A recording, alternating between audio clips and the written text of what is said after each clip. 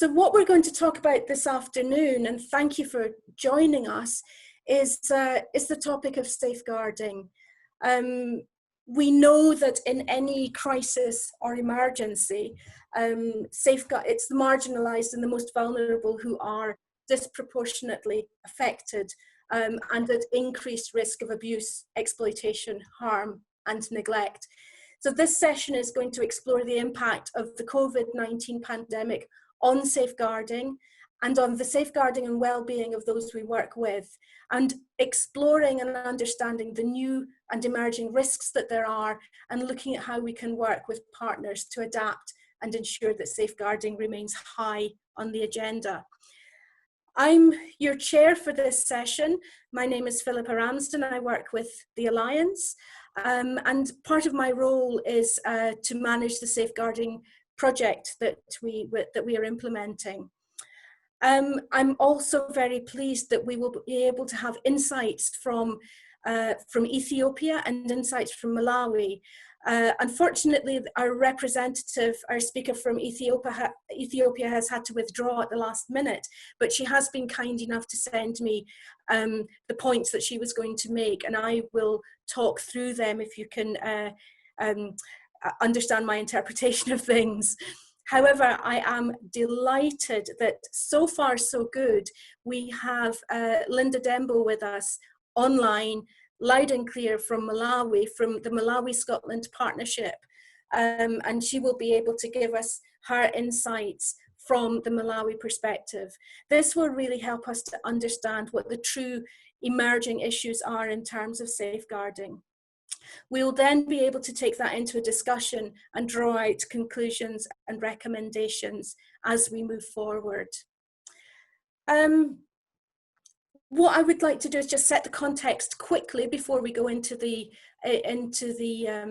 main discussion. But what we want to really look at is how the pandemic is affecting our work, and how is it impacting on specific safeguarding issues. What are the new risks that are emerging? What are the new situations which make people more vulnerable, but also in terms of the work that we are all doing and the work that our partners are undertaking, what are the risks and challenges that are emerging there as well? And I think one of the biggest challenges for us is how do we keep safeguarding high on the agenda? We know that COVID-19 is a huge global emergency, but that doesn't mean that safeguarding can or should fall off the agenda or become less priority. We know that over the last 2 years, the international development sector has been working very hard to transform safeguarding standards. The Scottish Government and the Alliance have worked very closely together to support Scotland-based organisations working internationally through developing tools, resources, information, training. And it really has been humbling to see how hard everyone has worked to improve safeguarding standards and safeguarding practice. In the grand scheme of things, it was only a few short weeks ago that our world changed dramatically with the emergence of COVID-19. And we have all seen an immediate shift in our focus and attention, in an urgency to respond to the COVID-19 crisis. Our plans have altered, our workspaces have completely transformed, and our colleagues in the sector have become images on the screens, as have our participants at this discussion today, which would have been taking place face-to-face in a very different scenario. The Alliance has responded to this new crisis by changing and transforming our activities to online modalities, to changing the discussions we have, but most of all, to really use the opportunity that this brings to really listen and understand how the situation is impacting on the work and on the lives of the members that we have and the partners in the countries that they're working in.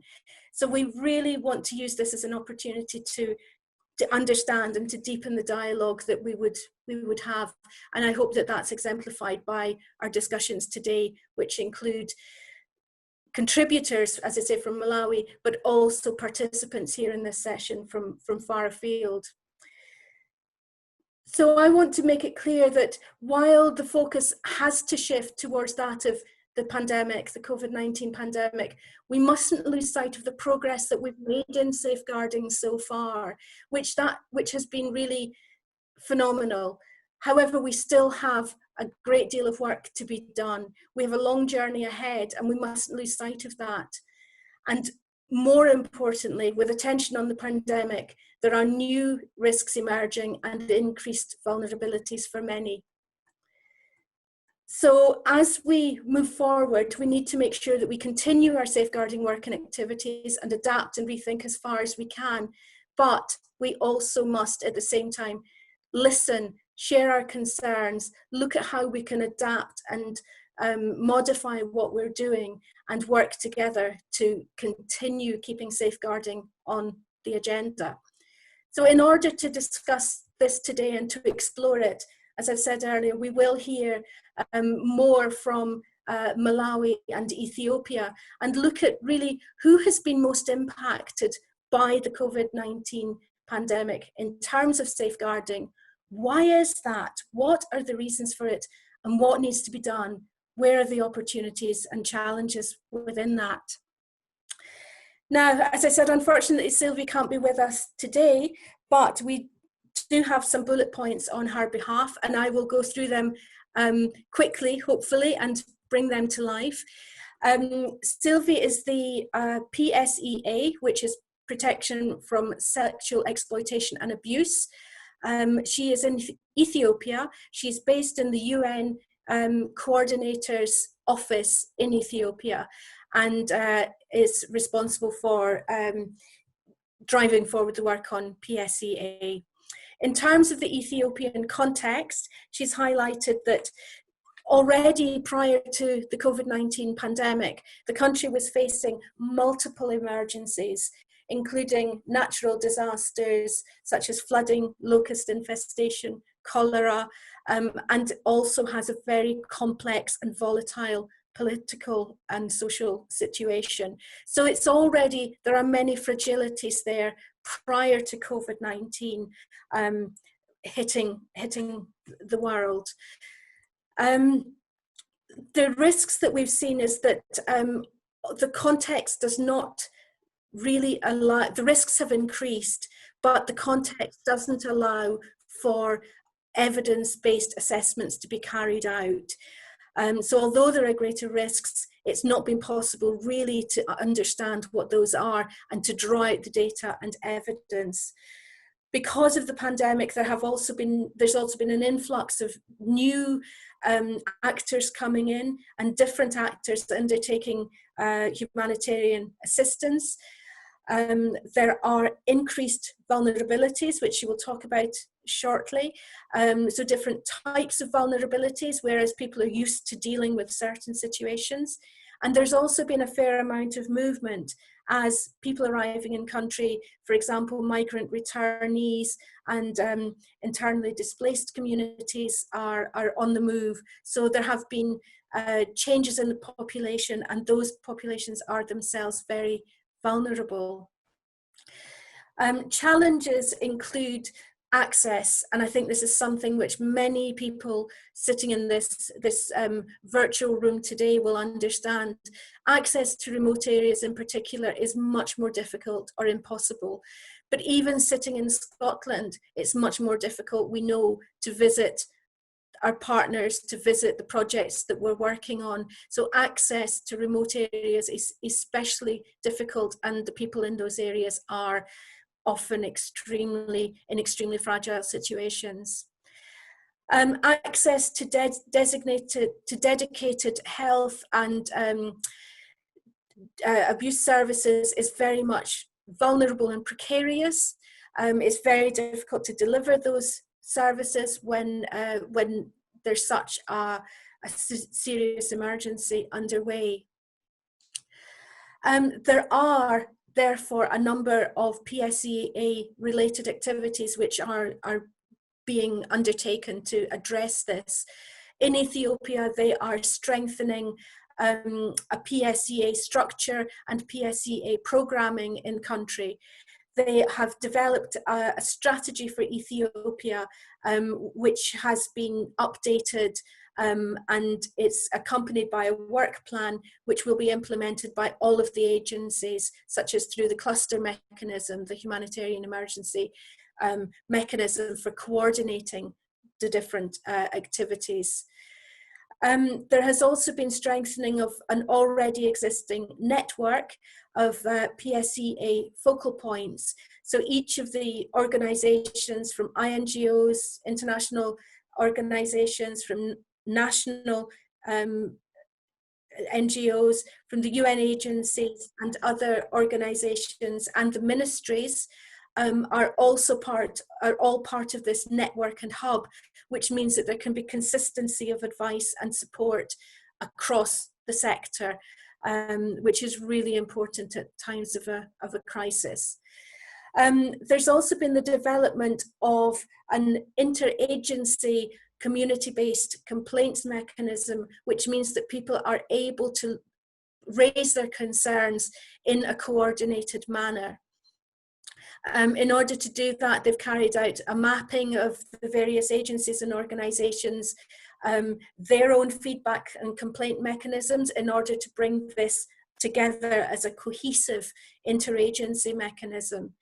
They have been able to analyse the functionality and the safety which is guaranteed or which is ensured through these mechanisms, and they're looking to make sure that there are additional channels for feedback on different areas, so that when feedback and complaints come in, that there are different types of feedback can be dealt with in different ways. So it's not only one means of reporting, and that might include hotlines, it might include online mechanisms, and it can be, you know, traditional boxes where you can lodge your complaints. Also overall clarifying what the referral pathways might be, to make sure that victims who are experiencing abuse have got a clear pathway to make sure that they get assistance, and that the cases are managed properly and correctly and investigated properly. It's very ensuring that there are 3 whole slides with activities under development, which shows the priority that this is getting. In order to take those complaints and feedback mechanisms forward, especially in the quarantine centres, where migrant returnees are being placed, these are being piloted to check how they're working and if they're effective. Alongside that, there's training and capacity building of all staff on PSEA, for implementing partners, for service providers, for contractors, for all those who are coming into contact with the communities. And again, alongside that, there is considerable communication with communities on their entitlements and their rights, so that they know what they're entitled to. And I think that's community-based complaints mechanisms. And I think the other one was complaint mechanisms. I would have written that down.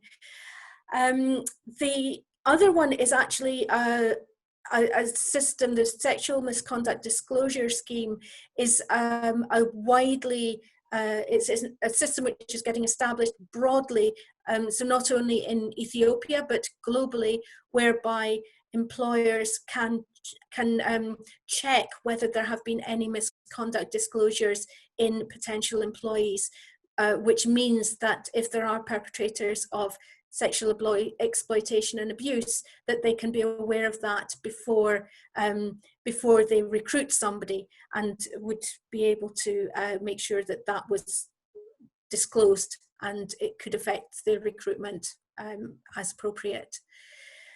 I think as we move forward, it's really important to say that there are many challenges, but there are also important opportunities.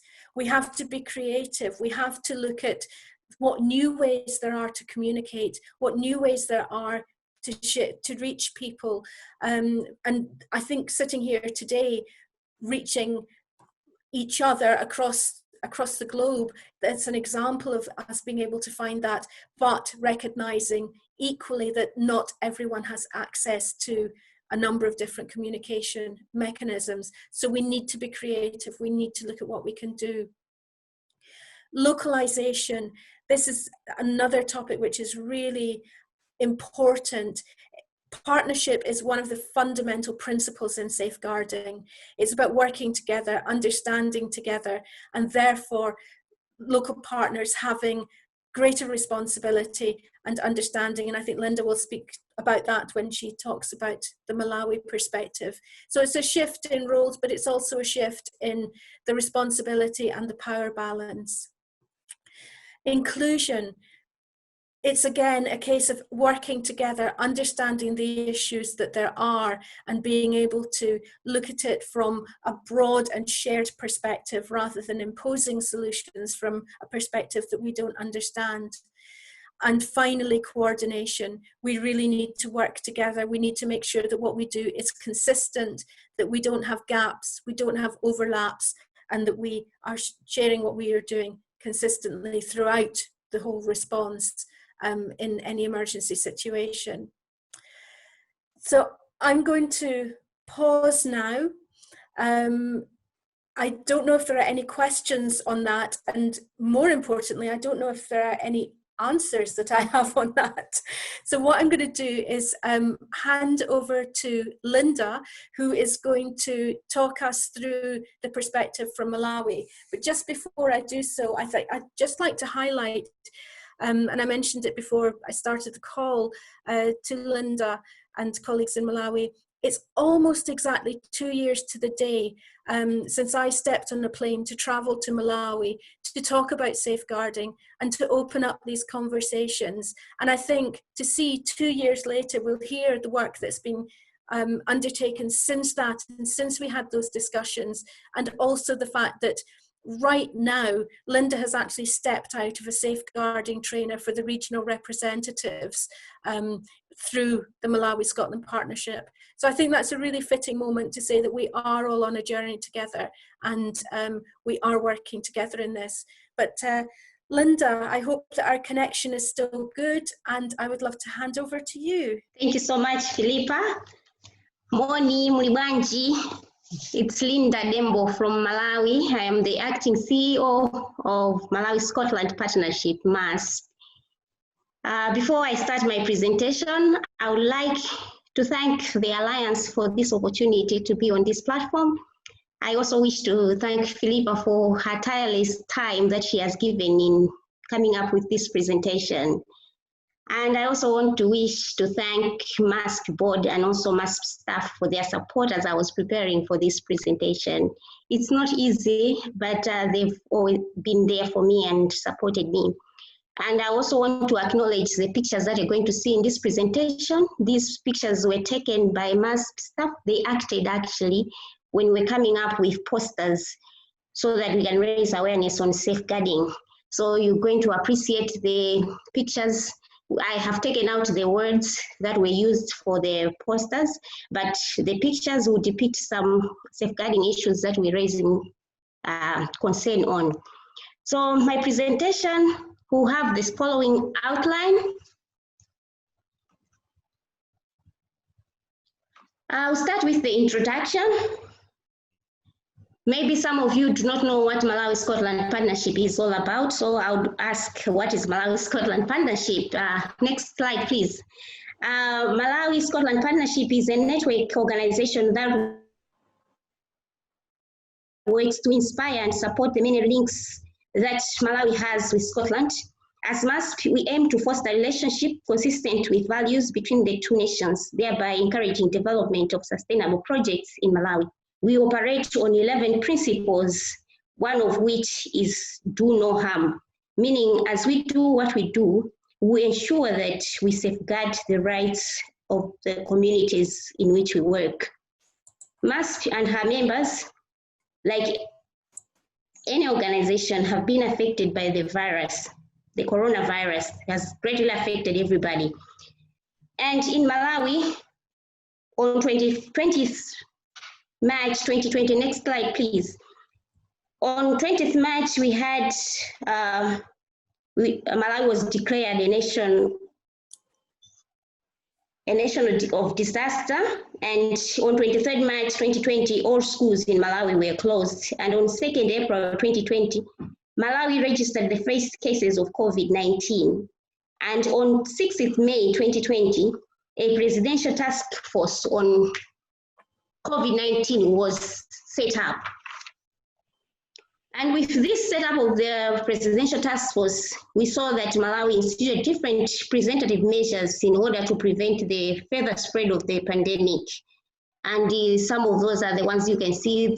After the closure of schools, we had the suspension of community gatherings, we had lockdown of implementing partners, and we had some travel restrictions. And also there was the promotion of hygiene practices, washing of hands. It's something that looks like simple, but people who are not used to washing hands, it was actually difficult to actually embrace these practices. In this presentation, I would like to discuss the socio-economic impact of COVID-19 and how MASP is using safeguarding policy to address this challenge in Malawi.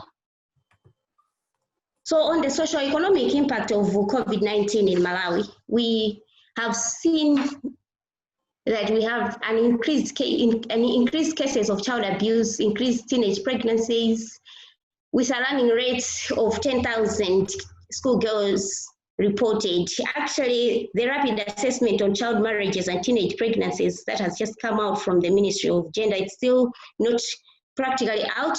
It actually indicates that the cases that are there from their study indicate more than 40,000 girls that have been reported to actually be involved in either they're pregnant or they have actually gone into marriages. So these reports further actually talk of unsafe abortions that have resulted in complications. So you can see this pandemic has brought in a lot of safeguarding issues and a lot of socioeconomic impact. Next slide, please. So to go further to look into the socioeconomic impact of COVID-19 in Malawi, we've seen an increased number of females and actually women experiencing domestic violence. And also this has also been because of the restrictions that government has put in place. So people are staying more at home and are not able to run away maybe from into safe places where they could hide.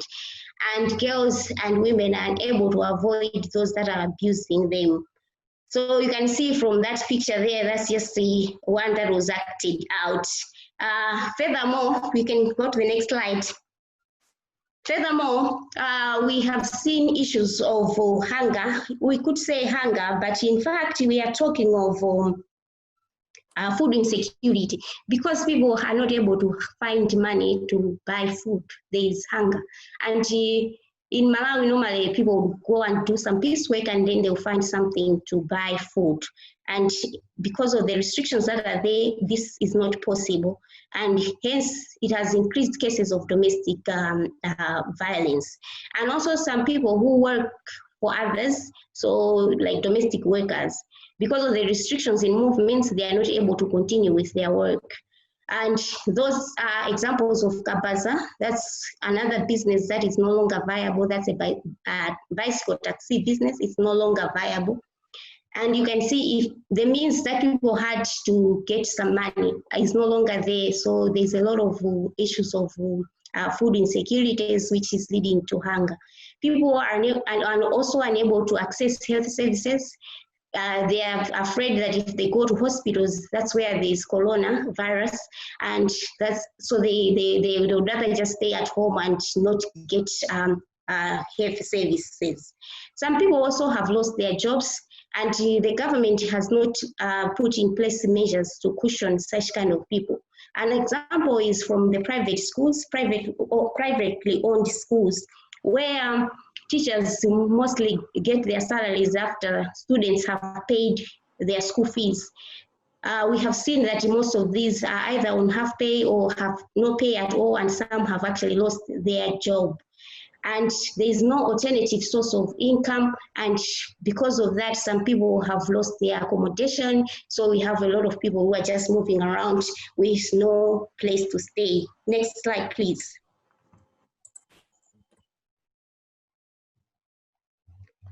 So on safeguarding issues as a result of COVID-19, I just want to here to highlight some of the Here we go. Some of those that have actually been affected more by COVID-19. So we've seen that in Malawi, the girl child, women and children have actually faced a lot of safeguarding issues as a result of the COVID-19 virus. And this has been a result of schools being closed. Schools were seen to be a safe place for girls, so that they would stay at school and they would not be involved in household chores because they're at school. But because now they're at home, there's an increase in household chores, and there is no little time for them to actually study. Children have also suffered more abuse because they are now exposed more to harm because they are staying more maybe with the people that abuse them. And also, as I've already said, more girls have been reported to be pregnant, and also there are reports of unsafe abortions. Not that in Malawi abortion is actually another issue that is actually very, I would say, it's an issue that is currently being debated by our parliamentarians so that they could allow abortion.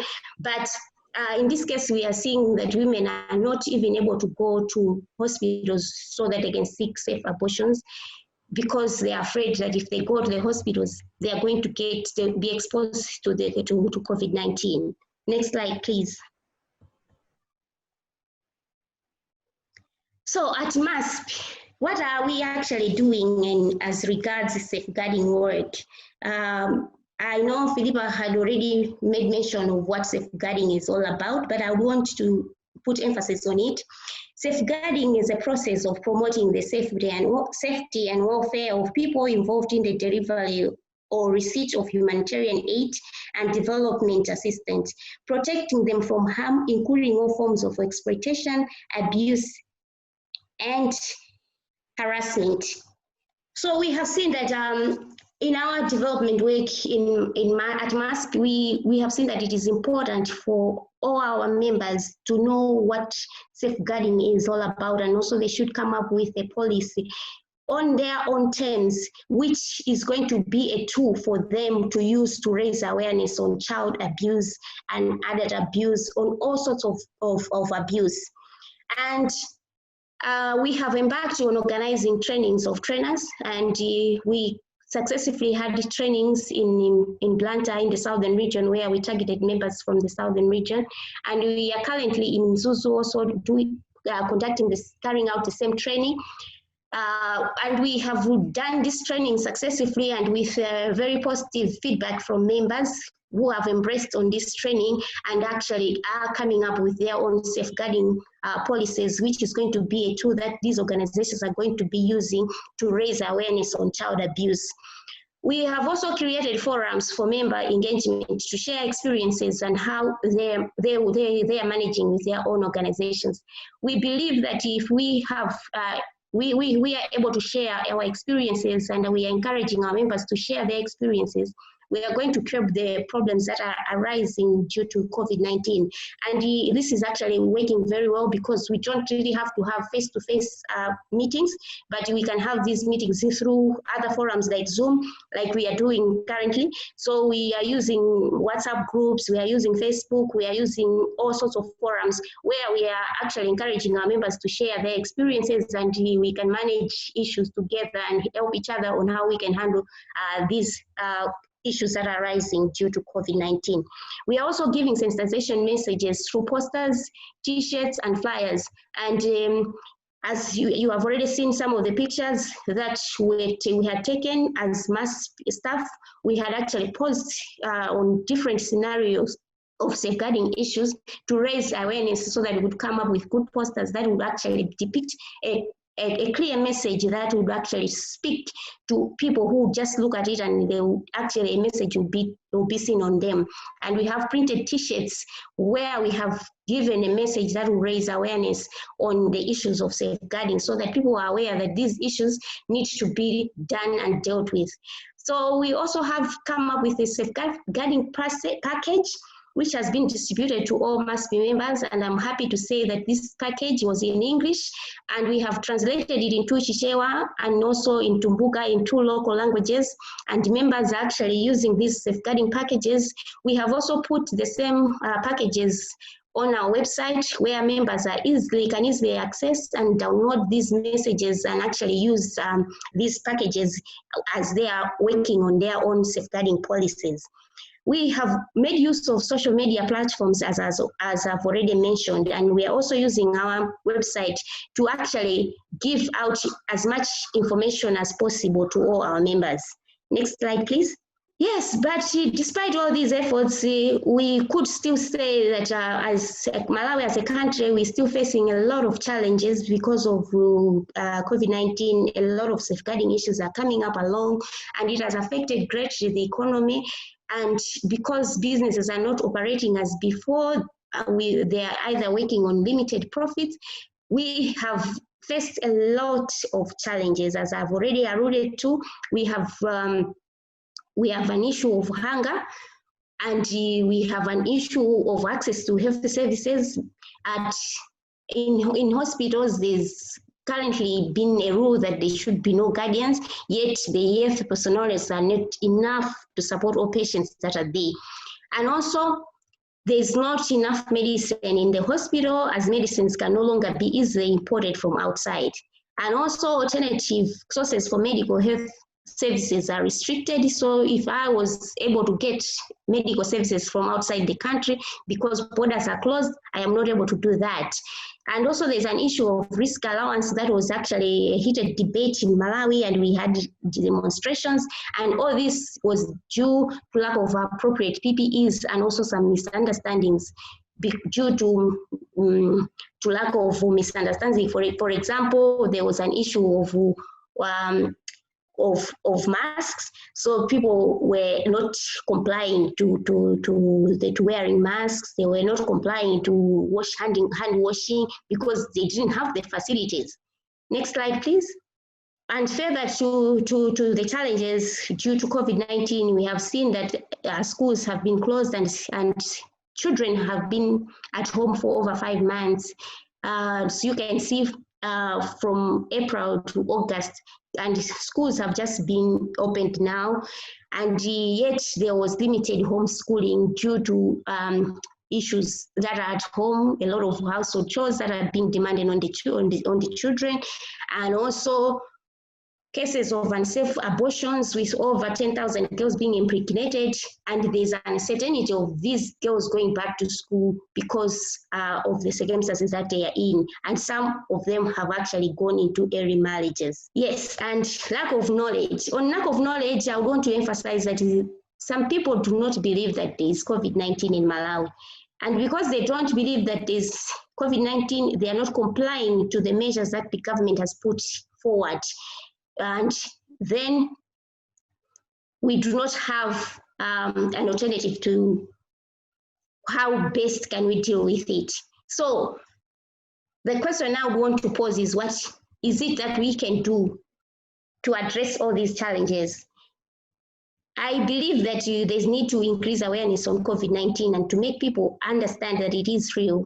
And then there should also be community sensitizations where we could engage community leaders and provide appropriate training to them. So if we deliberately engage community leaders, they are the eyes of the communities, and communities would actually respect community leaders. So if they have the right information, they will be able to impart the same knowledge to their subjects. And we should also support with PPEs. We need to provide hand washing buckets and soap to communities, because sometimes it's just the lack of an incentive to buy a bucket. They are hungry and we expect them to buy soap to wash their hands. It is not possible. So if they are provided with the bucket and soap, I believe that they would comply with the measures that are put in place, that they need to wash their hands with soap. We need to establish a safeguarding sharing group where we talk of the issues, the emerging issues, the safeguarding issues, so that communities are able to open up and are aware of the issues that are there. And we need to raise an awareness of issues of safeguarding and knowledge of COVID-19 within communities. I believe that if we are able to open up and we are able to share information with an open mind, we'll be able to fight this together and have a better world. Thank you so much, Ziko Mukwambiri. My presentation ends here, and some of the references there that can be used. Thank you. Thank you so much, Linda. That was a really, really good insight and a good kind of understanding for us to hear about what the real situation is in Malawi. And I think the fact that you can highlight that some of the issues are issues that affect everybody. That in the hospitals, because of the highly infectious nature of COVID-19, the caretakers or the caregivers can't go in too. But then because the health system is so fragile, it means that there isn't adequate care in the hospitals. The homeschooling scenario, the schools are being closed, and it means that many of the children who are already on the edges and already vulnerable are not having any education at all. So I think it's really important for us to get a sense of what the real issues are. Now, can I open up for any questions that people might have, questions or points that people have to ask Linda? I'm going to stop sharing my screen so that we can then all see each other. I think that might be preferable. There we go, that's a little bit better. And Isabel's helping out with the chat box. But can I ask if there are any questions, first of all, particularly for Linda, because she has been able to give us that insight into the very real situation and the realities of what people are experiencing. I've got a question, if I might, Philippa. Yep, of course, Lucy. Thank you, that was really, really useful. We've been trying really hard, and we've been having a lot of discussions today as well about shifting the power and making sure that our partners can be in control of everything that they do. But one thing that they are really keen for us to help with is safeguarding. We work in Tanzania and Kenya, and there don't seem to be as many good structures as seem to be in place in Malawi. So if we want to, and it's not Coco, but if our partners want to recruit teachers to work in the schools that we're working in, there's no kind of equivalent to what we would have in the UK, which would be a DBS check, but what seems to be what Malawi are trying to do, which is brilliant. And I just really wanted to put a cry for help out there, really, and say, if anybody knew of departments or organisations that are Tanzanian or Kenyan, and even better if they're linked to government and rules and regulations, it would be so helpful, because we truly want to embrace whatever the country are doing, but we can't seem to find anything in either of those countries to kind of set our precedents against. So we're using UK information out of kind of necessity rather than desire. Great. I can answer a little bit of that. I don't know if Linda's got some insights, particularly from Malawi, because I think the reality is that very often these, as you say, these mechanisms and these structures are not in place. And I think in Malawi there's been a lot of work to work with other frameworks and other organisations to try and put them into place at a national level as well as locally. But perhaps we can have a conversation that can carry on beyond the group this afternoon. There are resources slowly being set up, and for example, the new Safeguarding Resource and Support Hub has got, it exists in Ethiopia. It's purely online at the moment, and that connection was how we actually came in contact with Sylvie. And I know that they're trying to gather experts and find out resources at country level. So that's one area where there's possibility and work is underway, but it's very much it is an important question there. Linda, have you got any thoughts on that before I take another question?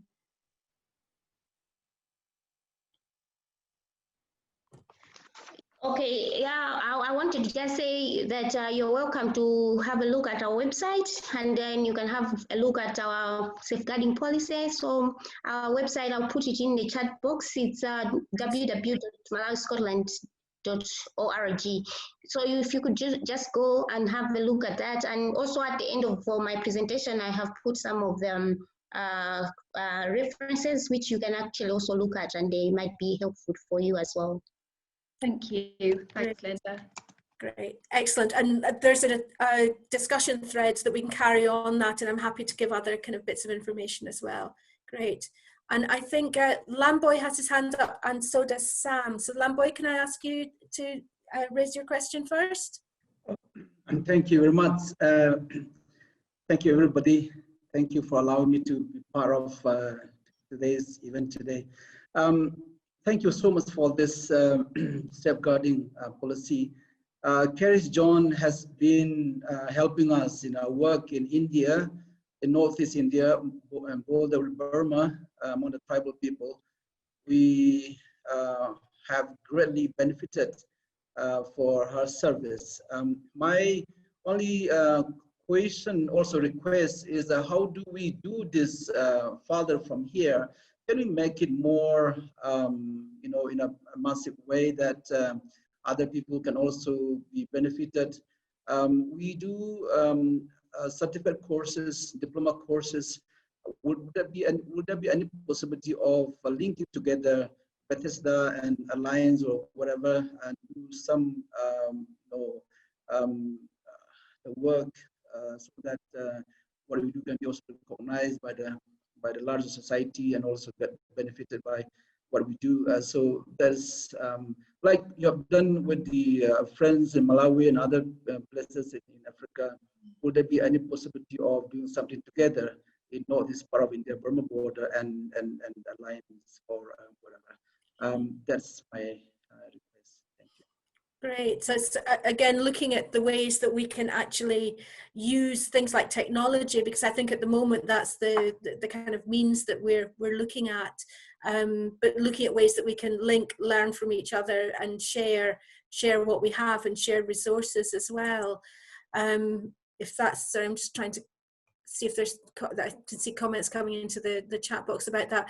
Again, I think it would be good to continue this conversation on the discussion thread afterwards, because I've got some ideas in terms of some things that you're looking for are resources, online courses that can be done that are accessible very widely, but other things are about coordinating and how we can link together with that. Can I move to Sam? I know that you had a question as well. Yeah, it's a question and some comments, really. Maybe just comments. With the issue around checking teachers, we've had a similar issue in Malawi and go through the police check system as well, but also found that there's been holes in that for obvious reasons, really.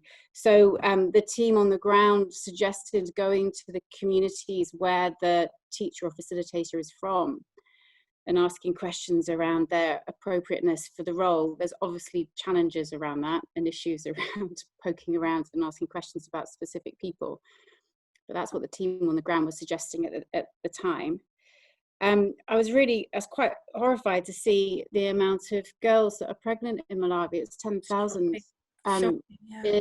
I think during the Ebola crisis in Sierra Leone, it was 16 to 18,000. That's one country. So if it's 10,000 in Malawi, what on earth is it globally? And we've heard that the 20 years of progress we've made in girls' education is likely to be wiped out in these 5-6 months of COVID. So it's really awful to hear that. And one other thing in Malawi, so we're working really closely with an organisation called Theatre for a Change, who do lots of work around safeguarding and child protection. And one of the programs that they do is a radio show. I think it's called Sylvie. I'm sure I'm saying that completely wrong, on the Zodiac radio station. And they have this, they do these dramas. They're the kind of real-time dramas based around specific issues. So at the moment they're writing the scripts weekly, and at the moment they're doing them all around safeguarding and COVID. And it's a phone-in show. So they'll have people doing a drama, and then the drama will stop midway through an issue, and then people can text in or phone in to say, you know, what would you do next? What is the right thing to do? And it's a really good way of sharing safeguarding and child protection issues and advertising services and what people should do in those particular those particular challenges? That would be really interesting to explore, you know, following on from today as well. Thank you, Sam. Is another kind of a different approach, which is really quite effective.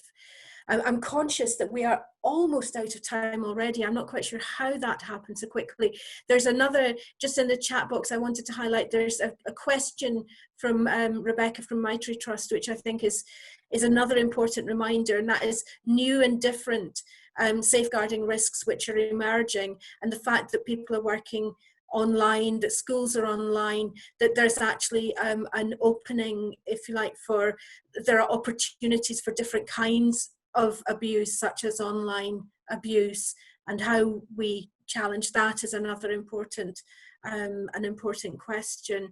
There are some links which have gone into the chat box here, which people can take forward. I'm going to see how many I can put into the discussion thread for afterwards. And Kathy has asked the question about the 10,000 girls. How does that compare to previous non-COVID-19 years? And I'm not sure if that's information you have at your fingertips. Oh, hold on, you've already, you're doing it right now, Linda. So in the study taken by the Ministry of Gender, marriages and teenage pregnancies were 44,000. Right, sorry, Linda, perhaps it's best if you explain that. I'm not, haven't got the background to that. If we can do that just in a minute flat, that would be great, because I know that the next sessions are starting up in a few minutes.